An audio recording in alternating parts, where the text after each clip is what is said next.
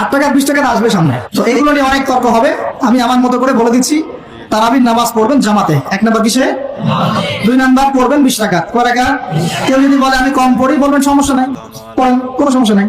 কেউ যদি বলে আমি আরো বেশি পড়ছি, পড়েন, কোনো সমস্যা নাই। কোনো সমস্যা?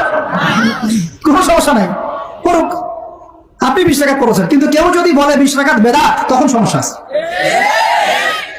কারণ উসমান রাদিয়াল্লাহু আনহু যদি 2 আযান দিতে পারেন, আমার দিতে কোনো আপত্তি নাই, আমার দিলে কোনো গুনাহ, আমি বেদাতি হব।